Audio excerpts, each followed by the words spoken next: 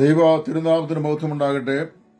നല്ല വചനം പേജിലൂടെ ഞങ്ങൾ അവതരിപ്പിക്കുന്ന പുതിയ നിയമ ഉപദേശ സത്യങ്ങൾ എന്ന പഠന പരമ്പരയുടെ 3ാമത്തെ എപ്പിസോഡിലേക്ക് നിങ്ങൾക്കെല്ലാവർക്കും സ്വാഗതം. കഴിഞ്ഞ 2 എപ്പിസോഡുകളിൽ ദൈവം എന്ന് പറയുന്ന വിഷയത്തിന്റെ പ്രാരംഭ ഭാഗമാണ് നമുക്ക് പഠിക്കുവാനായിട്ട് ഇടയായിത്തീർന്നത്.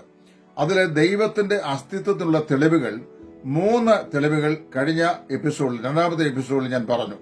1 തിരുവെഴുത്തിനുള്ള തെളിവുകൾ, 2 മനുഷ്യന്റെ മനസാക്ഷിയുള്ള തെളിവുകൾ, 3 അതുപോലെ തന്നെ മനുഷ്യന്റെ ഈ പ്രപഞ്ചത്തിൽ നിന്നുള്ള തെളിവുകൾ, അതായത് പ്രപഞ്ച സൃഷ്ടിക്ക് പിറകിൽ ഒരു സൃഷ്ടാവുണ്ടെന്നുള്ള വാദം. ഇനി 4ാമത്തെ വാദമായി പറയുന്നത് ഉദ്ദേശവും ക്രമീകരണവും അടിസ്ഥാനമാക്കിയുള്ള വാദമാണ്. ഒരു വാച്ച് നിർമ്മിക്കുമ്പോൾ ആ വാച്ച് കൊണ്ട് ഒരു ഉദ്ദേശമുണ്ട്. പ്രപഞ്ചത്തെ ദൈവം സൃഷ്ടിച്ചപ്പോൾ പ്രപഞ്ച നിർമ്മിതിക്ക് ഒരു ഉദ്ദേശമുണ്ട്. മനുഷ്യനെ ദൈവം സൃഷ്ടിച്ചപ്പോൾ മനുഷ്യ സൃഷ്ടി കൊണ്ട് ദൈവത്തിന് ഉദ്ദേശമുണ്ട്. ജീവജാലങ്ങളെ ദൈവം സൃഷ്ടിച്ചപ്പോൾ ആ ജീവജാലങ്ങളുടെ സൃഷ്ടിയെ കൊണ്ട് ദൈവത്തിന് ഒരു ഉദ്ദേശമുണ്ട്. അപ്പൊ ഈ പറയപ്പെട്ട ദൈവിക ഉദ്ദേശം വാസ്തവത്തിൽ ദൈവത്താലല്ലാതെ മറ്റാരോടും ഒരിക്കലും സാധിക്കുകയില്ല. പക്ഷികളുടെ നിറങ്ങൾ, മൃഗങ്ങളുടെ പ്രതിരോധ മാർഗങ്ങൾ, അതുപോലെ നൈസർഗികമായ അവയുടെ സ്വഭാവ പ്രകൃതങ്ങൾ, ഇതിന്റെ എല്ലാം പിറകിൽ നിശ്ചയമായും ഉദ്ദേശമുള്ള ഒരു വ്യക്തി ഈ സൃഷ്ടിയുടെ പിറകിലുണ്ട് എന്നുള്ള യാഥാർത്ഥ്യം മനസ്സിലാക്കുവാൻ സാധിക്കുന്നു. അടുത്ത ന്യായമാണ് ധാർമ്മികവാദം, മോറൽ ആർഗ്യുമെന്റ് എന്ന് പറയും. അതായത് മനുഷ്യരിൽ മാത്രം കാണപ്പെടുന്ന ബൗദ്ധികവും വാചാലവുമായ അല്ലെങ്കിൽ പ്രകൃതവും മനുഷ്യന് ധാർമ്മിക അവബോധം നൽകുന്നതുമായിട്ടുള്ള ഒരു സ്വഭാവ പ്രകൃതി എല്ലാ ജീവജാലങ്ങളിൽ നിന്നും വ്യത്യസ്തനാക്കുന്നത് മനുഷ്യനെ അതാണ്. വാസ്തവത്തിൽ മനുഷ്യർ ധാർമ്മിക ജീവി കൂടിയാണ്. ഉൽപ്പത്തി പുസ്തകത്തിൽ അതിന്റെ 1-ാം അധ്യായത്തിന്റെ 26-ാം വാക്യത്തിൽ നാം ഇങ്ങനെ വായിക്കുന്നു, ഇങ്ങനെ യഹോവ തന്റെ സ്വരൂപത്തിൽ മനുഷ്യനെ ഉണ്ടാക്കുക എന്ന് കൽപ്പിച്ചിരിക്കുന്നു.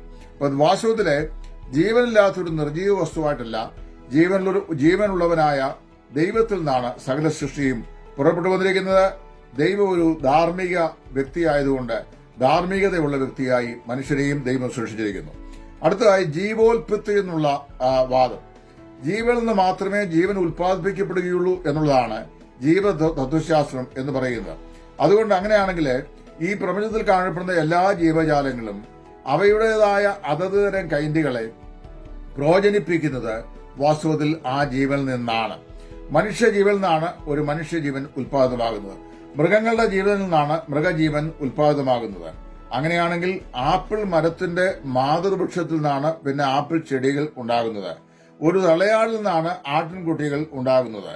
യോഹന്നാന്റെ സുവിശേഷം 11-ാം അധ്യായത്തിന്റെ 25-ാം വാക്യത്തിൽ യേശു പറഞ്ഞു, ഞാൻ ജീവനും ആകുന്നു. യോഹന്നാന്റെ സുവിശേഷം അതിന്റെ 14-ാം അധ്യായത്തിൽ യേശു ക്രിസ്തു പറഞ്ഞു, ഞാൻ തന്നെ വഴിയും സത്യവും ജീവനും ആകുന്നു. അപ്പൊ ജീവന്റെ തുടിപ്പ് എന്ന് പറയുന്നത് മനുഷ്യനിൽ സ്ഥിതി ചെയ്യുന്നത് ദൈവത്തിൽ നിന്നാണ്. അതായത് ദൈവമാണ് സാക്ഷാൽ ജീവനായിരിക്കുന്നത്. അപ്പൊ ബൈബിൾ പറയുന്നത് ദൈവം ജീവനുള്ളവനാകുന്നു എന്നാണ്. സാക്ഷാൽ ജീവനുള്ള ദൈവത്തിൽ നിന്നാണ് മനുഷ്യനും ജീവജാലങ്ങൾക്കും ജീവൻ ലഭിച്ചത്. അപ്പൊ ജീവോൽപത്തിയുടെ ആരംഭത്തെ സമഗ്രമായി നമ്മൾ അപഗ്രഥനം ചെയ്താൽ നമുക്ക് മനസ്സിലാക്കാൻ കഴിയുന്ന യാഥാർത്ഥ്യം ദൈവം ഇതിന്റെ പിറകിൽ, അതായത് ശാശ്വതമായി വസിക്കുന്ന നിത്യമായ ജീവനുള്ള ഒരു പരിശുദ്ധനായിരുന്ന ദൈവം ഈ കാണപ്പെടുന്ന സകലത്തെയും സൃഷ്ടിച്ചു എന്നുള്ള യാഥാർത്ഥ്യമാണ്. ഇനി ഏറ്റവും ഒടുവിലായി യുക്തിയിൽ നിന്നുള്ള ഒരു വാദം. എന്താണ് യുക്തിയിൽ നിന്നുള്ള വാദം? യുക്തി ചിന്തകന്മാർ എന്ന് അറിയപ്പെടുന്ന നിരീശ്വരന്മാരായ ആളുകൾ, അവരെ അവസരവാദികൾ എന്നാണ് വാസ്തവത്തിൽ നമുക്ക് പറയാൻ സാധിക്കുക. വാസ്തവത്തില് ദൈവം ഇല്ല എന്ന് വിശ്വസിക്കുന്ന അല്ല യുക്തിവാദം, ദൈവം ഉണ്ട് എന്ന് വിശ്വസിക്കുന്നതാണ് യഥാർത്ഥമായ യുക്തിവാദം.